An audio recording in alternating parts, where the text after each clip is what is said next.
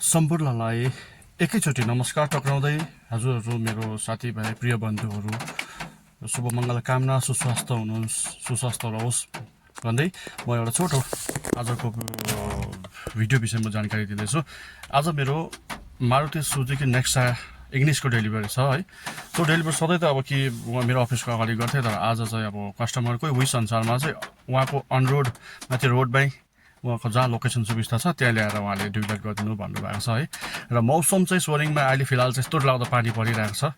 अब अन रोडमा चाहिँ अब डेलिभर कसरी गर्नुपर्ने के गर्नुपर्ने हो त्यो सोच्दैछु। मलाई टेन्सन पनि लागिरहेको छ के हालत हुने हो।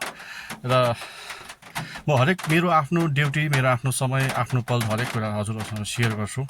र कति राम्रो कोही बेला कमेन्ट्सहरू पनि आउँछ है, कतिले कति आश्वासन दिन्छ, इन्करेज दिन्छ।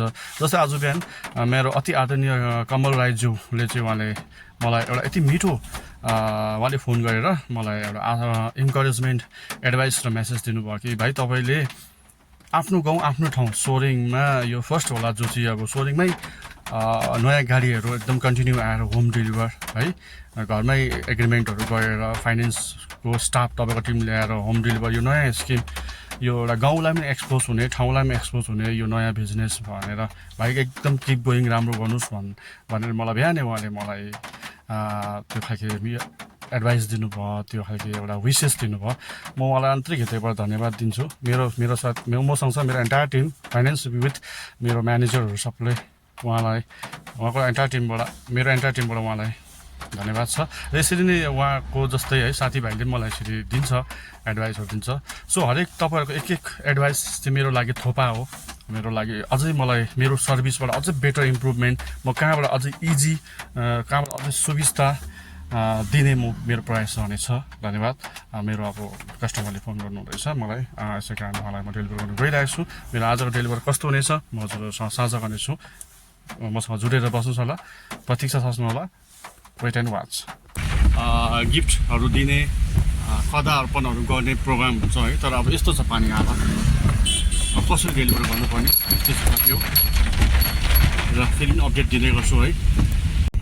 अहिले भने चाहिँ यो चाहिँ कन्फ्युज भयो, यता कता गएको हो यो मेन्दा गाउँ भन्ने जग्गा हामी आइपुगिसक्यौँ, तर यतै राइट हो कि लेफ्ट हो, अब लेफ्टै हो कि कता हो कस्टमरको घरमै साइड छ यतै हो यतै कस्टमरको घर आइपुग्यो हामी।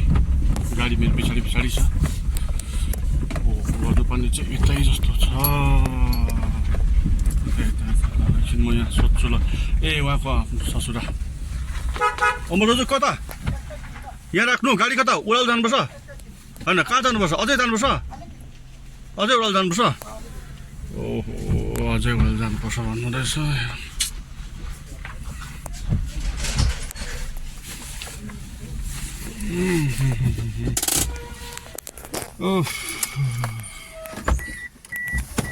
यो चाहिँ मेन दोकान रहेछ हौ, त्यो चाहिँ मेरो हाम्रो गाडी डेलिभर गर्नुपर्ने गाडी यही हो।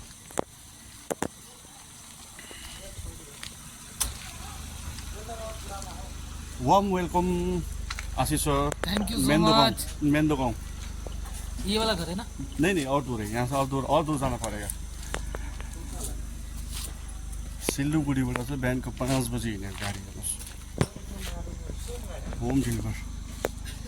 अब कस्टमरको घर नभेटाएर समस्या भइरहेको छ।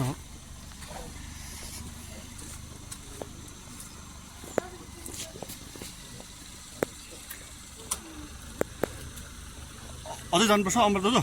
अब अलिकति छ नि आज